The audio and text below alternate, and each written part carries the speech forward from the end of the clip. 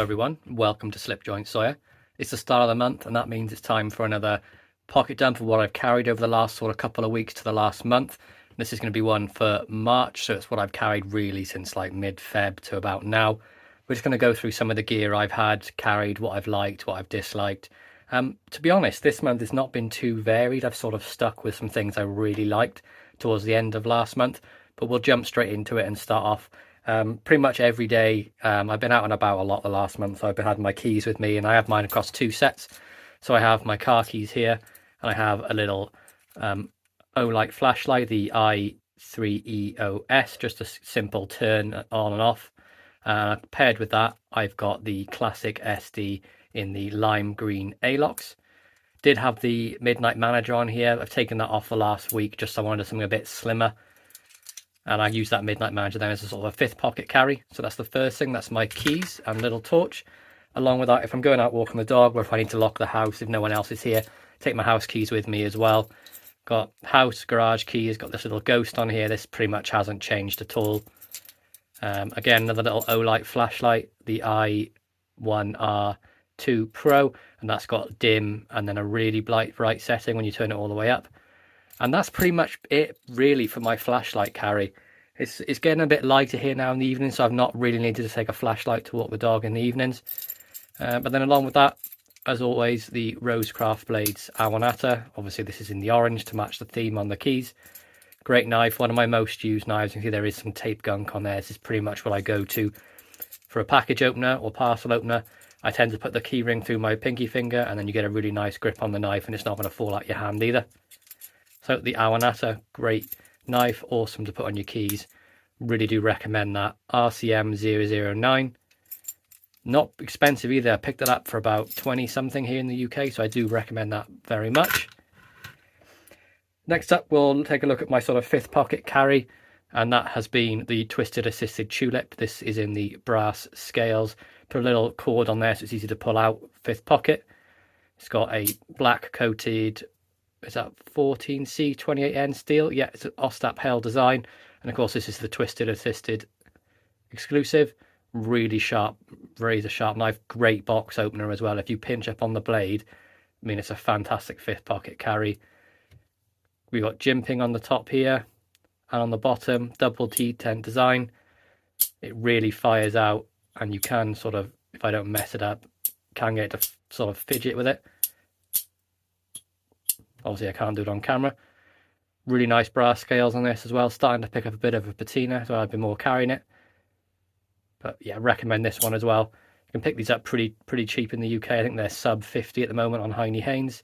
Or if you go on Twisted Assisted's website, you can get a customised one with some different scales, different bits and pieces. Next up, I'm going to go through the two sort of lock-in knives I've used most over the last month. As I've been out and about or around my property doing work, things like that.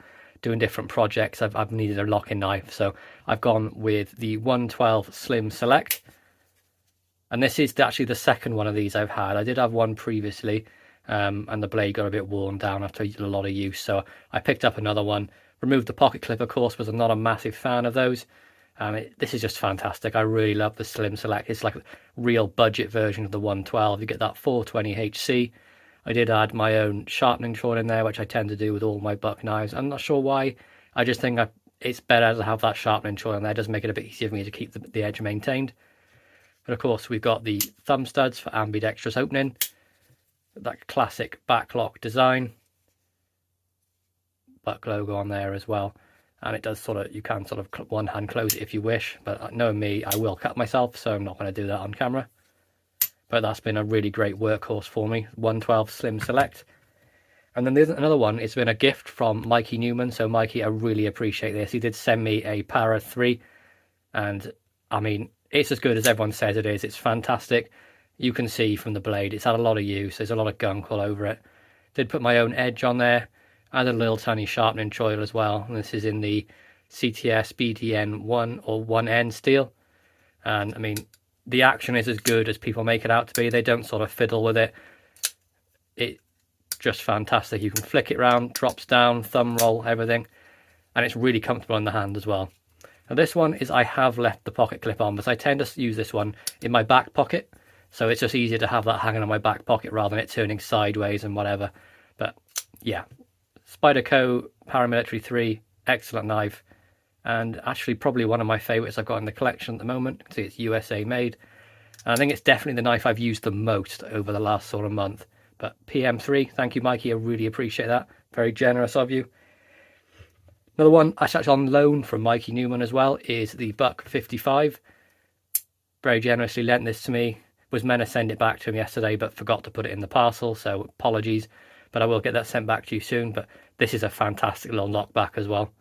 Buck 55, wonderful sort of half the size-ish of a 110. But you can see we have that great edge on there. The hollow grind, the saber sort of style, nice nail nick, swedging. And that brass is taking a wonderful patina on there as well.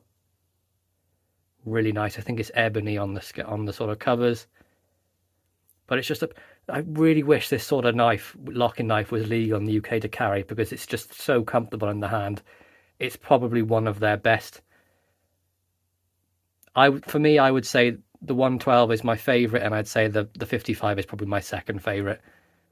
But great action, easy to open, lockup is perfect, no wobble at all.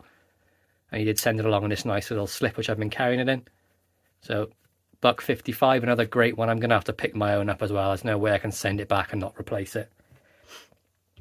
On to the sort of Swiss Army knives I've been carrying a lot. I've really pretty much gone down to just rotating between two. And I've got the Sportsman and the Compact. So, Sportsman, pretty much two-layer design, very sort of standard. I have added the screwdriver in there. So you've got the screwdriver, corkscrew, little punch, standard opening layer on either side. This is an older one, as you can see. There's no half stop, which is one of the reasons I really like this one. I think I prefer it without the half stop. I wish they'd go back to no half stop. Nice main blade on there as well. You can see we have the 3-layer tang stamp, and then Officer Swiss on the back. Look at the edge on that, screaming sharp, wonderful knife to use. And then on the back of that, then we have the nail cleaner and the nail file. Sportsman being an 85mm model. One of my favourite. It's really great size just to chuck in your pocket if you want to just carry one knife. Fits really great in the hand. Probably like on the 3.5, nearly a 4-finger carry for me. But it's been a favourite. It's been so close between which two of these I've wanted to carry throughout the month. Compact then, 91mm this one. Get a nice large blade. This has the 3-line tang stamp as well. You get the combo tool on there as well, which has the half stop. And then we get the scissors on the front. We also have the plus scales on the Compact as standard. So you get the toothpick, the pen, the tweezers. You also get the pin and the corkscrew as standard as well. And then on that, instead of the punch, you get the parcel hook, which has the nail file on it on the side, which works really well as well. Did have that little lanyard on there myself. Makes it easier to pull out of a slip. That's just how I sort of like it. Next up, another slip joint I've really enjoyed this month is the marbled D2 sow belly. It's been in and out, sort of contending with my favourite slip joint of the month, which is in the slip below me, which I'll take a look at in a second. But this is model number MR431. D2 steel, which is probably my favourite. Really pointy clip point. Came hair popping sharp out of the box. Really comfortable, nice weight to it. We've got the black micarta scales, sort of red underliners, and of course it being a sow belly stockman, you do have the standard configuration where you have the spade blade, sheep's foot, and the clip point. But the action on it is great as well. Listen to the snap. Just a really great knife, and I wish they would do more of that series. Or maybe more companies use D2 steel for their budget knives. I think that would be fantastic, but it's not an expensive one either. I know Thrifty Kniffy John did a video on sub $30 knives with D2 steel, and this was in there as one of the cheapest, so definitely pick one up if you can.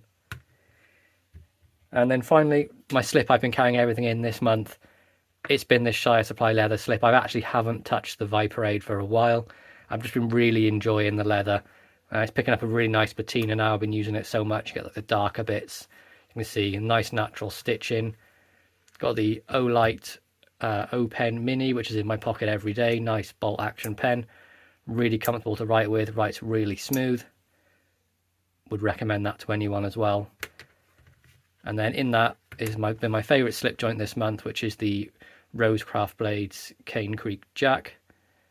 See that wonderful sort of G10, I believe it is. You can see I've used it. It's got scratched and beaten up because I've been using it a lot. But that's what they're for intentionally, isn't it, really? So I don't mind using them. Especially if it's one I'm going to add to my carry rotation, which this one definitely is. I couldn't not add it. It's just so comfortable in the hand. It's a really great size. Love the clip point shape as well. Sort of perfect size for me, really. Just really comfortable to use. And that is model number, we got RCT013. So there we go, guys. That's my sort of EDC pocket dump for the last sort of month. I really hope you enjoyed this video. Please be sure to like, subscribe, and ring that bell for notifications. And I'll catch you in the next one. Peace out.